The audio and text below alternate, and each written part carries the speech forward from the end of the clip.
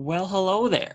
My name is Stefan, also known as True RGM, also known as True Regime, depending on how you like to say it. And today is a bit of a different day. Normally, we'd be recording an episode of the Redshirt Culture Podcast with my good friend Tanner Geary, but he's a busy guy, he's a businessman. He's got meetings, he's got Zoom meetings, he's got in-person meetings. So unfortunately, we won't be able to bring you an episode of that this week. We should be back on Monday. We've got a lot planned for this MLB season, this NBA comeback. Not the MLS. Well, we do an MLS report every week. It's not good. We don't watch the MLS, but we're still going to give you a report every week to keep you in the know. That's what we do here. But I wanted to give you all something prior to opening day, prior to Mets versus Braves, which is a game that I will be releasing highlights out for. I wanted to talk a bit about what we saw last night. The Yankees and Nats played, the Dodgers and Giants played. We can talk a bit about that. We'll also talk a bit about this new playoff expansion. Kind of came out of nowhere, early on.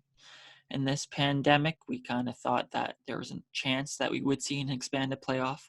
Then it went away, and then 2 days before the season started, they got brought back up, and then 3 hours before first pitch of the entire season, it got approved. So, definitely having our priorities in the right place, so that's good to know. But yeah, we're gonna do this new playoff format, then maybe we'll preview a couple of these games that are happening today. I'll give you a rundown of what highlights I'll be making today. And then, as the title of this suggests, I don't know if I'm ever going to do this again, but just in case, let's go streaking. So, Beat the Streak is a popular game, and if you don't know what it is you pick a player every day to get a hit. And if you beat Joe DiMaggio's 56-game hitting streak, you win $5.6 million. And they aren't doing that this year, unfortunately. So I'm just going to keep it alive with this program. So I'm going to pick a hitter today that is going to get a hit. And then I'm going to get 56 in a row. And then I'm going to take out a loan for $5.6 million. Okay, so baseball has been whack the last few days. Mookie Betts signs his big extension with the Dodgers. Good for Mookie. Get paid. He's going to be a Dodger for a long, long time. Are they ever going to lose the division ever again? What's their streak at this point? 7 years? Something like that. So we had that news. Toronto, where are you playing? We kind of first thought it might be Buffalo, but then we realized that their facility isn't ready to house a major league team. Wouldn't be great for TV. Then we were like, how about Pittsburgh? So that seemed like it was getting approved. And then Pennsylvania said, no. Dikembe Mutombo, no. So now it looks like Baltimore is an option. I don't think anything's official yet. But who knows at this point? It's going to be a major disadvantage to essentially live on the road the entire season. But, there's a lot of young guys that are fresh out of the minors, so at least that they haven't gotten fully used to the show lifestyle quite yet. So that's good to see.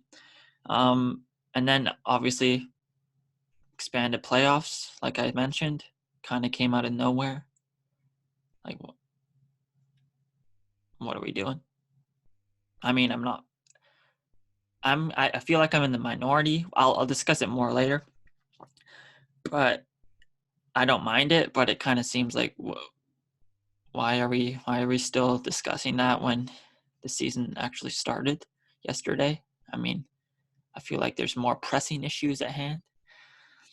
Then the big blow of the day, Juan Soto test positive for COVID. I was super excited to see him against Garrett Cole, to see him shuffle all over Garrett Cole. But that didn't happen. And then top it all off, Clayton Kershaw gets placed on the IL, scratch from his start. Dustin May shows up. Very impressive. It's kind of insane that you can just call someone like that up and he just pumps 99-mile-per-hour sinkers. I mean, it's a little unfair. But the first major point I want to make, Johnny Cueto is back, ladies and gentlemen.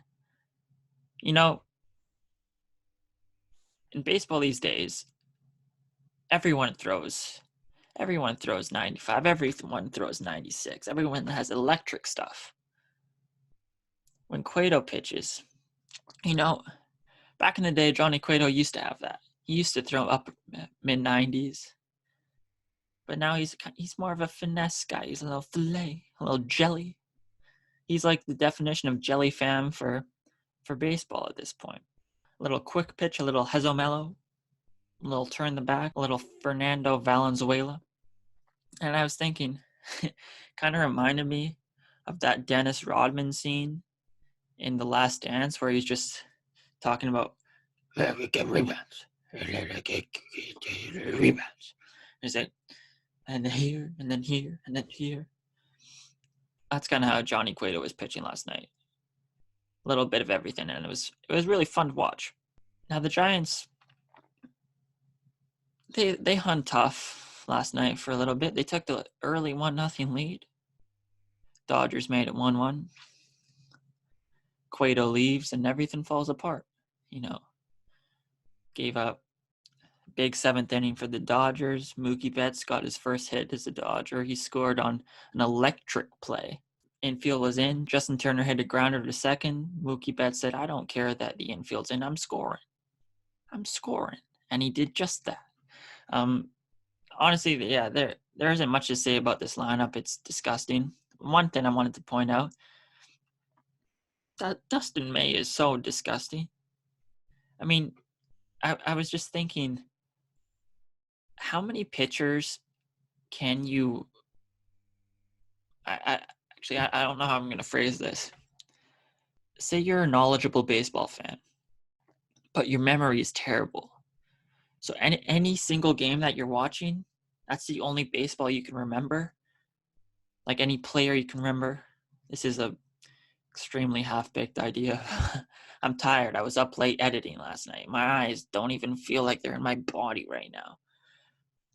Anyways, so say, yeah, very, very bad memory loss, but you're a very knowledgeable baseball fan. How many pitchers can you watch and say, this guy must be the best player in baseball? I mean, you watched Dustin May's stuff last night at points, and how does anyone even get a hit off of this guy? I mean, he's throwing 99-mile-per-hour sinkers. It's disgusting. Like Johnny Cueto, no one watching Johnny Cueto thinks he's the best pitcher in baseball. I mean, you think he's more a finesse guy or someone like Kyle Hendricks? Nobody watching him the best pitcher in baseball. But like DeGrom has those moments. Obviously, Garrett Cole has those moments. But even back to 2018, when Nathan Eovaldi was shoving for the Red Sox in the postseason, there was talk of him being one of the brightest young arms. I forget. It might have been Eric Burns who said, he might be the best pitcher in baseball or something. I mean, it looked like it. And that's kind of how I feel about Dustin May.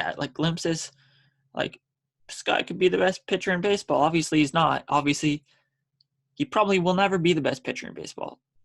But I think it just shows the development of pitchers as a whole and how good pitchers stuff. Every pitcher has upper 90s fastball, nasty breaking pitch, good changeup. It's insane to see how impressive these guys, these young arms are. And at a glimpse in every game, you can say, oh man, this guy, how does anyone hit this guy? This guy must be the best pitcher in baseball, when he's not particularly close.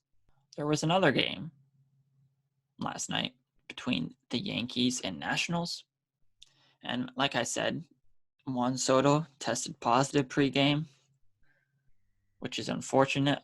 Hoping for a quick recovery. I think he's asymptomatic, which is good. That Nationals lineup changes so much without Soto. Obviously, Rendon is gone, but there's not one particular name in that lineup that makes it scary per se. I mean, I like Trey Turner a lot. Howie Kendrick had a big year last year, but he's 37 at this point. Victor Robles could make a jump this year, but Juan Soto is electric. He's fun to watch. He shuffles on you. The complexion of that entire lineup changes whether he's in it or not. And I think that's one of the wrinkles we're going to see this season. There's going to be players that test positive, which is not ideal, and kind of begs the question of whether we should be playing baseball. But since we are, I think we just have to admit that players will test positive. Hopefully it's a limited number, but that kind of leans into the new playoff format. I didn't talk about the Yankees, but Garrett Cole, Nasty, Giancarlo Stanton, Aaron Judge, those two guys are monsters. They're going to be fun to watch. I'm glad they are healthy. But this Juan Soto talk kind of leans into why I actually like this new playoff format. So, if you don't know what it is, 8 teams in each league in the AL and NL. So it goes top 2 in each division make it, and then there's 2 wild cards. So for a 162 game season, I would hate this because it completely takes away from like the grind of a 162 game season. The purpose of a 162 game season is to weed out the bad teams, because the good teams, sure, there's going to be ebbs and flows of a season, but the good teams will rise to the top in a 162 game season for the most part. In a 60 game season, there can be variance, which is why I was kind of on board for an expanded playoff from the very beginning, because I want to see the best teams in play in October. And say the Dodgers get off to a bad start, say the Yankees get off to a bad start. Obviously, they both won yesterday, and I don't think that they will, but it's possible that they could. I want to see them in October, and an expanded playoff will give them extra leeway to ensure that happens. And that takes me to Soto testing positive. That Nats lineup changes drastically without Soto in there. So obviously they have a great rotation, and I think they can ride that rotation to the playoffs regardless, but this expanded playoff gives them less risk when a player like Juan Soto tests positive to make the playoffs, which is, I think, a good thing in this season. I mean, say Garrett Cole tests positive. I hope he doesn't, obviously. Say James Paxton gets hurt. Yankees rotation is extremely diminished at that point. But I still want to see them play in October, assuming Garrett Cole is healthy at that time, assuming James Paxton gets healthy at that time. So I'm just glad that the risk of teams not making the playoffs is taken out now. I do not want to see this in a 160 game season, but I'm completely fine with this new playoff format for this year. Okay. What games will I be making highlights for today / what am I watching out for today? So the first game of the day, the Braves and the Mets. I will be making highlights for this game. My good old Canadian boy, Mike Soroka, starts for the Braves against Jacob deGrom. I mean, that's all you have to watch out for. Two nasty pitchers, two different pitchers. Jacob deGrom overpowers you. Soroka, more of a ground ball guys, got that like 94, 95 sinker, puts right-handed hitters in an absolute pretzel, which is fun. Obviously, we got Acuna, and Cespedes is back. It's great to see. I love it. Swag monster. So it's kind of what I'm looking for in that Mets-Braves game. Obviously, good pitching matchup, so that's good to see. Next game I will be doing is the Jays and the Rays.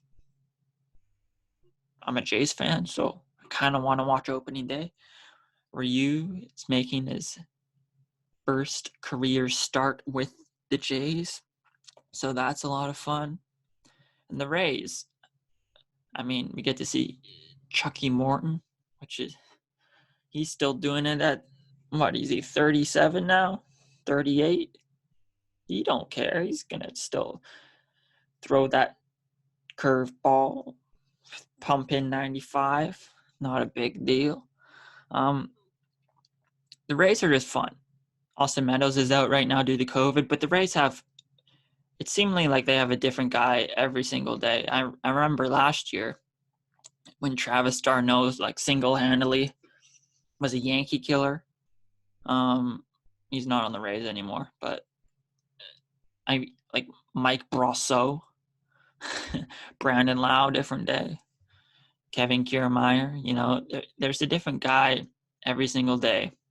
I mean, Yandy Diaz in the wild card game last year. I'm excited to see Yoshi Tsutsugo, see what he can do. It's Rays team is just fun.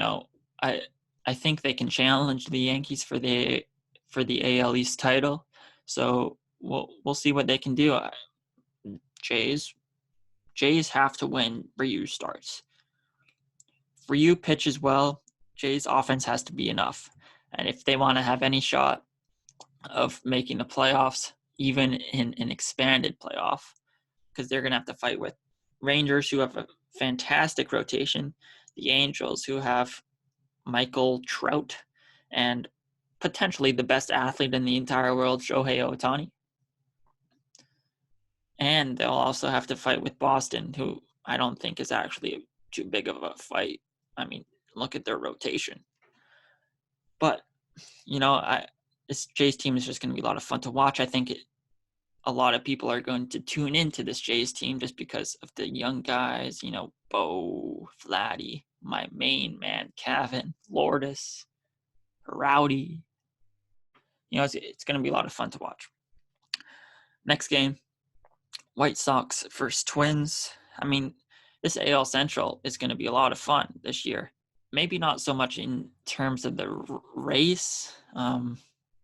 I think the Twins, the Twins, Cleveland, and the White Sox are all going to make the playoffs in this expanded format. But man, this White Sox team is so much fun. Luis Robert out there in center field robbed a homer the other day, but his glove fell over the fence, so he didn't actually rob the homer, but it was fun to watch. They're kind of similar to the Cubs teams in like 2015 when they got some veteran leadership and just a boatload of young guys. Jose Abreu has been doing it for a while. Yasmani Grandal been doing it for a while. Dallas Keuchel's been doing it for a while, but then you have those young guys. And I can't wait to see what this team is going to do when the Jays and White Sox take on each other in the 2022 ALCS. You heard it here first. Then the last game I want to talk about is the A's versus Angels. I enjoy watching the Athletics play. They have a great lineup. They play great defense. Their pitching rotation could be disgusting. Frankie Montas is starting tonight. He had a 2.63 ERA last year before he got popped for steroids, but he's back now. The gains he made probably aren't gone yet, so that's all I'll say about that. And then the Angels, Mike Trout, and like I said, Shohei Ohtani, potentially the greatest athlete in the world. Yes, I said. Put Shohei Ohtani in a decathlon and we'll see what happens. That's kind of the last game I had to talk about. I'm hoping to do highlights for all 4 of those games. Will I? Probably not. I'm not in editing shape yet. I said that on Twitter today. Not quite in editing shape. I got burnt out yesterday. My eyes were falling out. My eyes were like drooping. But whatever. I'm glad baseball is back. I'm glad I'm able to make highlights again. People are enjoying them. I'm enjoying them. So thank you. And for the last segment, I mean, this has kind of been an absolute mess of a show, if I'm being completely frank, but no one's probably listening at this point, so it's good. Let's go streaking. So, completely original idea. I was lying at the start of the show. This isn't based on Beat the Streak at all.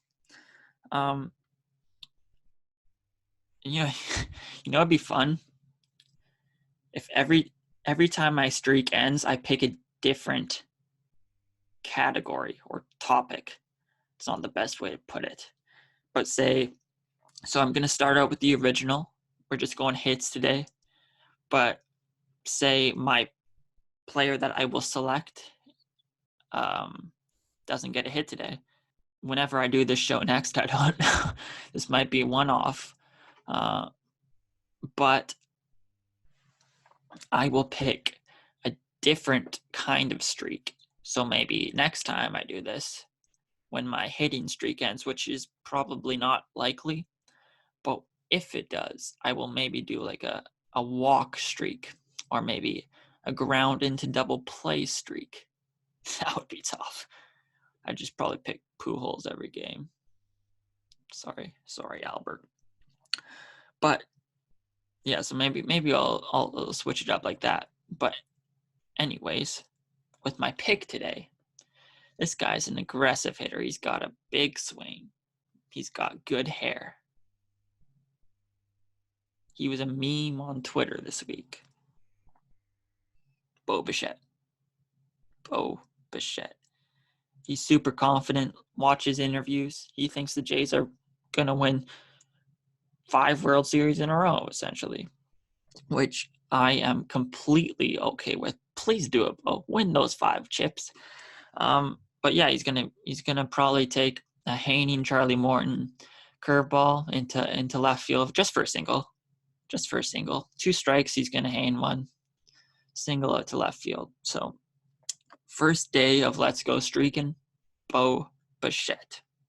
All right, so I guess this concludes the first and potentially only episode of Let's Go Streaking. The streaking part only lasted about a minute, I think. So the title of this isn't extremely relevant at all, but I guess you get what you get in the jungle, baby. If anyone knows that video, you're a real one. Steph Curry. Steph Curry had some wild Instagrams back in the day. Anyways, I'm going to end this. I don't even know if I'm going to post this, but whatever. Happy opening day.